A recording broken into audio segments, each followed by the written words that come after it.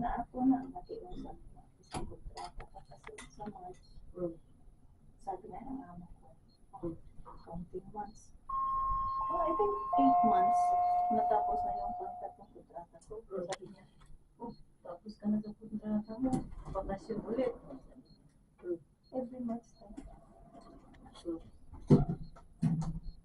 Tapos sabi ko sa partner, sa kontrata pa. Kasi parang siya lang. Gusto nila niya hindi na mag-finish. Pero nag-finish pa. Kailan ka graduate sa college niya? 1 year na lang. Yes, ko na niya. I-respect ako yung gusto niya. Next year, March, kasi na ulit. Tapos pag makasyon ng estudyante, uwi ako sa Pasko. Malaman ko. Yung Pasko ko sa 21 days.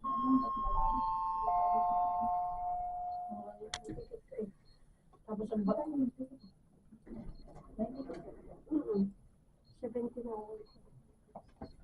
days. Umabot ko ng 4,000. Kahit na ano? Oo.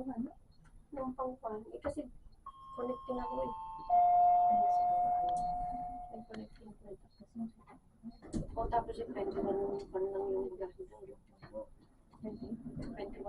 23 kilos lang ang bagahe. Hindi kagaya ng unang bili ako ng 42. 20 ako. Hinayaan ko na ito. Tapos meron pa ako dun yung travel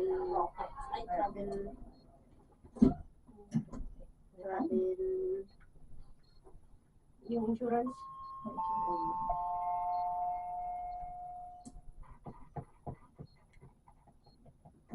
Alis ko ng 17. Balik ko dito. 7 yata o 6. Ako. Pagod daming sali ng dala ko. Sabi ko, Sunday makaupa ko sa Friday ka na. Nakapagin si Kalisig. Di ba ako pa ako sila ang bakasyon. Sapato ka lang po. Sunday. O yung sa akin ko, sino lang yung malapit sa akin. Doon ka sa ground floor o sa ibang baba na. Sipa, nakita na kayo ni Joby kanina. Ano ba? Juna. Hindi pa nakabalik. Nasa next June. Ay, umuwi niyo ba?